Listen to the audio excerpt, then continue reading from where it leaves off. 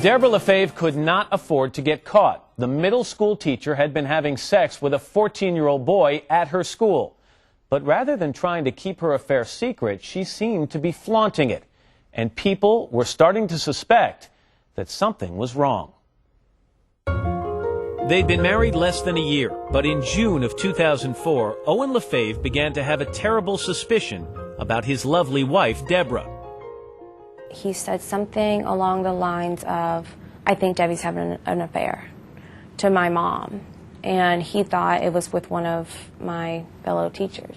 He never dreamed it was with one of your students? Never. But that's exactly what happened. Debra Lafave, a 23-year-old reading teacher, was having an affair with a 14-year-old student at her middle school in a suburb of Tampa.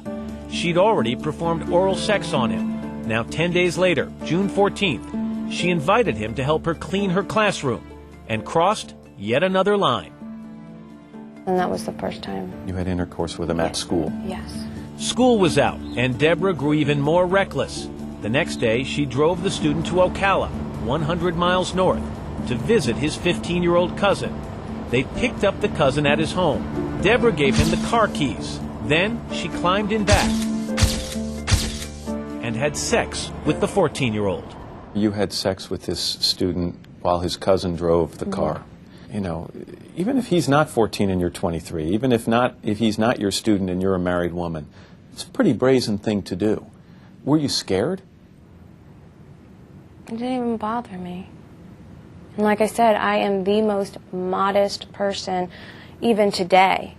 Like, if I'm in my bathing suit, I want a cover-up. It seems like there are a lot of contradictions here. Oh, because there is. On the one hand, you're saying you're a modest person, yet you've had sex in a car with a 14-year-old while his cousin's driving. You don't let your midriff show, but there are these photos of you on a motor, posing. I think that's different, and I was 18. 2 days later, June 17th, she and the boy again drove to Ocala and picked up the cousin. They all went to a park. While the cousin made a phone call, Debra and the boy again had sex in the back of Debra's SUV. How did you explain yourself when you would show up in Ocala? Here's a place 100 miles from where you live. How would you explain why you were there?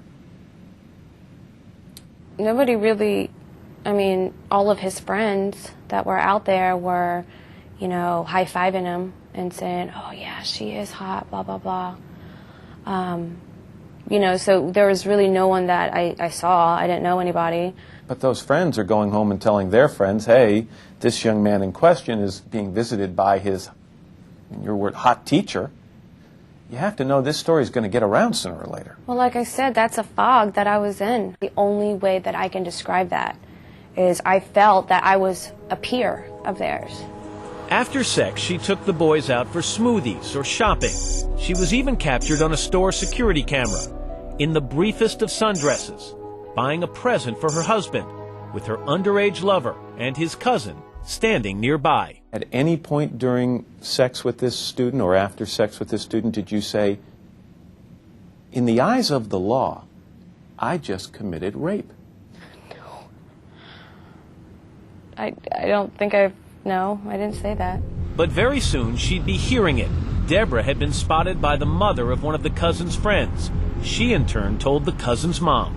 The cousin's mom calls the student's mom and says, "This teacher, this beautiful teacher, is hanging out with your son." Mm-hmm. When did you find out that you'd been spotted up there and that these phone calls had occurred? That day. And what'd you do about it? Nothing. I met my husband at a bar, and we sang karaoke, and we had an awesome night. She also called the boy's mother to smooth things over. I was more thinking of it as being a young girl who just got caught with her boyfriend, and we shouldn't piss our parents off. It's okay. I didn't mean to say that. But Debra didn't know that the boy's mother had already confronted him. He'd told her about the sex. She'd called the police. Soon, detectives questioned the boy, confirmed his story, and had him call Debra while they listened in. You enjoyed yourself yesterday. I did. Did you? Yeah. So it's not over? Yes, that's it. my God. Why couldn't you have just said, go? Not yet. That kind of sucked. You know, clearly, to me, that sounds very childish. It's not over. I mean, that's not something that an adult would say. Do you remember making those calls? Yeah. The detectives had the boy call Debra again, this time to invite her to his house. She made him promise his mom wasn't home. Positive. Yeah. Promise? Yeah. Pinky promise. Say pinky promise. Pinky promise. All right.